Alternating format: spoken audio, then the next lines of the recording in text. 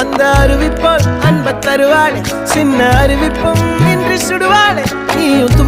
தும்மிடி ஆயுசு நூறாக என் உயிர் உன்னோட பத்திர சொத்தாக என் பார்வை உன்னோடு உன் பொம்மை கண்ணோடு பேசாமல் விண்ணோடு நாம் மிதந்து போவோம் காதாரா அடியானாலும் நான் தாங்க மாறோடு